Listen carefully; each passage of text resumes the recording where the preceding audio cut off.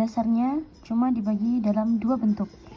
Contoh pertama, kita mempunyai soal limit X mendekati tak hingga 2X pangkat 3 plus 4X pangkat 2 plus 5X per 4X pangkat 3 plus 4X.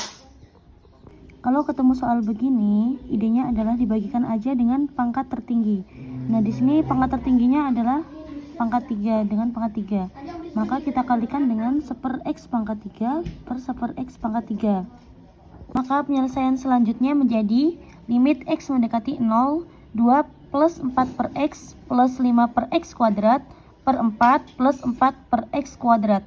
Bagi yang lupa atau belum tahu, suatu konstanta jika dibagi tak hingga, maka limitnya itu mendekati 0. Jadi kalau kita substitusikan 4/X, 5/X kuadrat, dan 4/X kuadratnya, maka ini masing-masing hasilnya 0.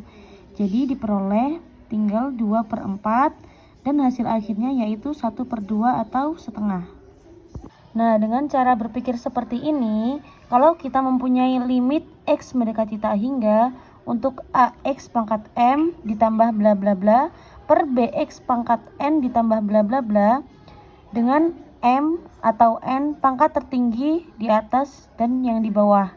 Maka tinggal kita lihat pangkat tertingginya saja. Jika M sama dengan N, pangkat tertinggi yang di atas sama dengan yang di bawah, maka tinggal ambil koefisiennya saja, yaitu A per B. Nah, jika M lebih besar dari N, pangkat tertinggi yang di atas lebih besar dari pangkat yang tertinggi yang di bawah, maka jawabannya tak hingga. Lalu, jika M kurang dari N, atau pangkat tertinggi yang di atas kurang dari yang di bawah, maka jawabannya yaitu 0. Nah, maksudnya gimana? Mari kita contohin lagi. Di contoh yang pertama, pangkat yang di atas yaitu pangkat 3, dan yang di bawah pangkat 2. Jadi, lebih gede yang di atas. Maka otomatis kalau lebih gede yang di atas, jawabannya tak hingga. Contoh kedua, pangkat yang di atas yaitu pangkat 4 dan yang di bawah pangkat 5. Maka gedean yang bawah, kalau gedean yang bawah, jawabannya 0. Nah, variasi soal selanjutnya seperti ini. Lim X mendekati tak hingga. Nah, kalau kita lihat bentuk seperti ini, sepertinya harus dikalikan dulu nih ya. Dan kalau dikalikan pasti hasilnya yang pangkat besar di atas X kuadrat dan pangkat besar di bawah X kuadrat. Jadi 6X kuadrat ditambah sekian per X kuadrat ditambah min X kuadrat ditambah sekian. Nah, kita nggak perlu nilai lengkapnya, nggak perlu. Maka hasilnya, karena pangkatnya sudah sama, maka kita ambil koefisiennya saja, yaitu 6 per min 1. Maka jawabannya min 6. Nah, kita lanjut bentuk kedua dari limit tak hingga, yaitu limit X mendekati tak hingga untuk akar AX kuadrat tambah BX tambah C dikurang akar PX kuadrat tambah QX tambah R.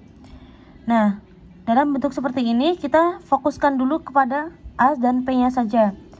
Jika A sama dengan P, maka hasilnya B min Q per 2 akar A.